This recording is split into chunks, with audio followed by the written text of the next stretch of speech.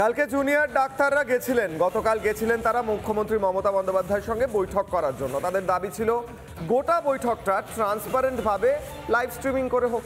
কেন হবে না? আমরা যা আলোচনা করব, আপনি যা বলবেন সেটা বাংলার মানুষ দেখুক। কিন্তু মুখ্যমন্ত্রী বা প্রশাসন মানল না। দিনে দুবার ব্যবহার করো স্টপেজ ক্রিম আর নিজেকে রাখো এভারগ্রিন। কেয়াশের আরোমা থেরাপি স্টপেজ ক্রিম আর খুঁজে পাও নতুন আমিকে। উল্টে মুখ্যমন্ত্রী পরবর্তীকালে প্রেস কনফারেন্স করে 4 বার বললেন, 2 বার বললেন আমি বাংলার মানুষের কাছে ক্ষমা চাইছি, 4 বার বললেন আমি জুনিয়র ডাক্তারদের ক্ষমা করে দিলাম। ওনার কাছে কে ক্ষমা চেয়েছে জানা নেই, উনি ক্ষমা করলেন ওনার তরফ থেকে। তারপর আরও 3 বার বললেন যে আমি 2 ঘন্টা ধরে অপেক্ষা করেছি গত 3 দিন। মুখ্যমন্ত্রী মমতা বন্দ্যোপাধ্যায় অভয়ার মা এবং বাবা মেয়ের দেহ দেখার জন্য 3 ঘন্টা অপেক্ষা করেছিলেন। 3 ঘন্টা তারা অপেক্ষা করেছিলেন নিজের মেয়ের কাছে পৌঁছানোর জন্য। আপনি 2 ঘন্টা অপেক্ষা করেছেন একটি এসি ঘরে বসে, বুঝতে পারছি আপনার অসুবিধা হয়েছে, কিন্তু বাংলার মানুষের কথা ভাবুন। প্রতিবেদন দেখব, ফিরবো আলোচনায়। আমি মানুষের স্বার্থে এমনকি নিজে পদত্যাগ করতেও রাজি আছি। আমার মুখ্যমন্ত্রীর পদ চাই না।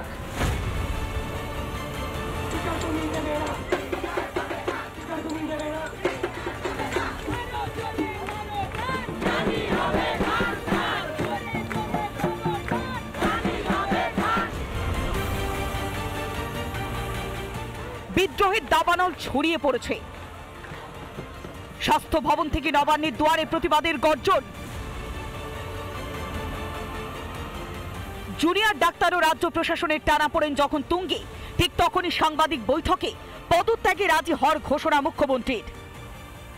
ওরা বিচার চায় না, ওরা চায় চেয়ার। আমি মানুষের স্বার্থে এমনকি নিজে পদত্যাগ করতেও রাজি আছি। আমার মুখ্যমন্ত্রীর পদ চাই না, কিন্তু আমি চাই মানুষ বিচার পাক আর সাধারণ মানুষ চিকিৎসা পাক।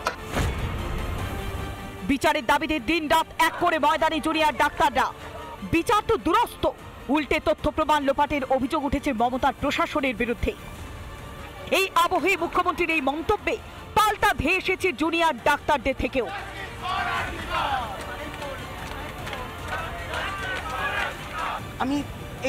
আমি এই বক্তব্য এবং আমরা এই বক্তব্যে অত্যন্ত হতাশ, কারণ ওনার চেয়ারের দাবিতে তো আমরা এখানে আসিনি। আমরা এখানে সুস্পষ্টভাবে নিজেদের 5টা দফা দাবি নিয়ে এসেছিলাম, আমাদের বোনের বিচারের জন্য এসেছিলাম, কোনো রাজনৈতিক উদ্দেশ্য নিয়ে আসিনি। স্বাস্থ্য থেকে স্বরাষ্ট্র, মমতার দপ্তরেই দুর্নীতির পাহাড় প্রমাণ অভিযোগ। শীর্ষ পুলিশ কর্তা থেকে আমলাদের বদলির দাবি জোরালো হয়েছে। সেই অসন্তোষ কাটাতেই কি পদত্যাগ অস্ত্র ঢাল? রিপাবলিক বাংলা।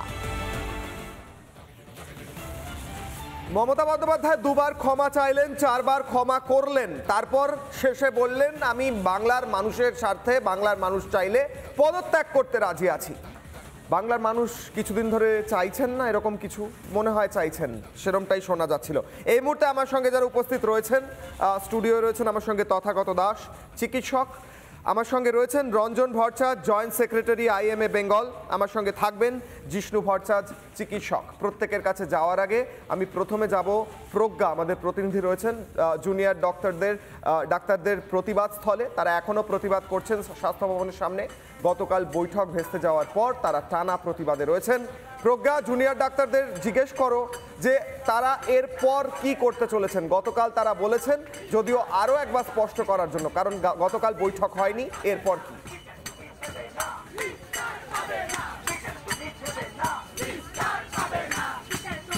একদমই কিশোর, সকাল থেকে তারা কিন্তু লাগাতার আন্দোলন চালিয়ে যাচ্ছেন, স্লোগানে একের পর এক প্রতিবাদের ঝড় উঠছে স্বাস্থ্য ভবনের সামনে।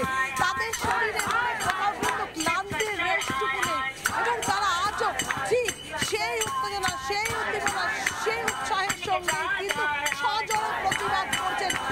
বলা যেতে পারে কিশোর, তাদের আন্দোলনের ভাষাটা আরো যেন বেশি প্রবল হয়ে গিয়েছে।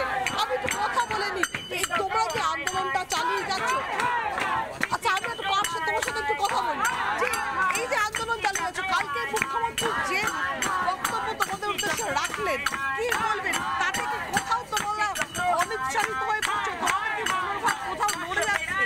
বরঞ্চ আরো উনি এনার্জি দিচ্ছেন আমাদের সবাইকে। উনি যত এরকম বলবেন তাতে আমরা আরো আমাদের ভেতরকার তিলোত্তমার আগুন তত বেশি জ্বলে উঠবে। আমরা তত আরও সাহস পাবো এখানে বসে আরও এর প্রতিবাদ করার জন্য। আর আমরা শান্তিপূর্ণ প্রতিবাদ করছি, আর উৎসবটাই আমাদের প্রতিবাদ। আমরা উৎসবে ফিরবো, উনি বলেছেন উৎসবে ফিরতে, আমরা অবশ্যই মুখ্যমন্ত্রী কথা মেনে উৎসবে ফিরবো, প্রতিবাদী উৎসবে ফিরবো আমরা, কারণ বিচার আমাদের পেতেই হবে। এই যে অভয়ার যে বিচার, অভয়ার বিচারে তারা কিন্তু লাগাতার আন্দোলন চালিয়ে যাচ্ছেন রাত দিন এক করে। আজকে 3 দিন হয়ে গেল তাদের এই আন্দোলন, এবং 3 দিন পরও ঠিক তারা একইভাবে আন্দোলন করে যাচ্ছে। আমি একটু তোমার সাথে কথা বলছি, কাল মুখ্যমন্ত্রী যেভাবে তোমাদের ফিরিয়ে দিলেন, তোমাদের দাবি শুনলেন না, কি বলবে?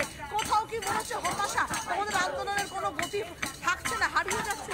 দেখুন, আমাদের এই আন্দোলন সম্পূর্ণ রাজনৈতিক আন্দোলন নয়।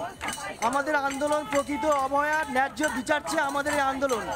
শাসকের রক্তচক্ষু আমরা ভয় পাই না, পাবো না। আমাদের আন্দোলন আরও দীর্ঘস্থায়ী হবে। শাসক যদি না আমাদের আন্দোলনকে সীমিত করার না চেষ্টা করে বা সমতা না করে, আমাদের আন্দোলন আরও বাড়বে, আমাদের আন্দোলন আরও দীর্ঘতম হবে, আমরা আরও দীর্ঘ অনশনের পথে যাব। এই আমাদের মূল দাবি, মূল হবি আমাদের এই একটা অভয়ার ন্যায্য বিচার চাই। অভয়ার ন্যায্য বিচার চাই।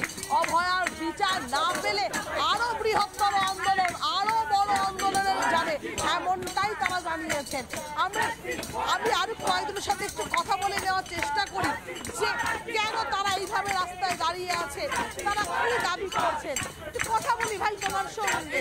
এই যে আন্দোলনটা চালিয়ে যাচ্ছ, মুখ্যমন্ত্রী তো কালকে কোনো কথাই বললেন না, লাইভ স্ট্রিমিংয়ে ভয় পেলেন, কি মনে হচ্ছে কেন এড়িয়ে যাচ্ছে? উনি ভয় পেলেন একটাই কারণে, উনি যে থ্রেটটা দিতেন ডক্টরদের, যে দাবিয়ে দেওয়ার যে দাবিটা করতেন, উনি সেটা দেখাতে চাননি, আমাদের দেখাতে চাননি। 30 জন ডক্টরকে যদি উনি সাসপেন্ড করে দেয়, উনি ভুলে যাবে সাধারণ মানুষ কিন্তু এখনো মরে যায়নি, সাধারণ মানুষ কিন্তু আন্দোলন চালিয়ে যাবে। আর এই রাজপথ আমরা ছাড়ছি না যতক্ষণ আমরা ন্যায্য বিচার পাচ্ছি। বেশ প্রজ্ঞা, তুমি নজর রাখো, তুমি রয়েছো সেই আন্দোলন স্থলে এবং এখনো আন্দোলন চলছে। আমি আমার যারা গেস্ট রয়েছেন তাদের কাছে আলোচনায় আসবো। আমি প্রশ্ন করব তারা প্রকৃতপক্ষে কি চায়। মুখ্যমন্ত্রী মমতা বন্দ্যোপাধ্যায় বলছেন তারা আসলে চেয়ার চায়। কাদের কথা বললেন স্পষ্ট করেননি, একবার শুনবো মুখ্যমন্ত্রী মমতা বন্দ্যোপাধ্যায় কি বললেন গতকাল চেয়ার নিয়ে। আমি আসবো ডাক্তারদের কাছে আলোচনায়, শুনুন।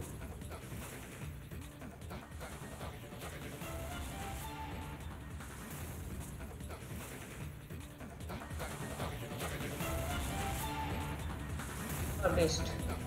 এরপরে আশা করি জনগণ আমাকে ক্ষমা করবেন আমার এই কটি কথা বলার জন্য।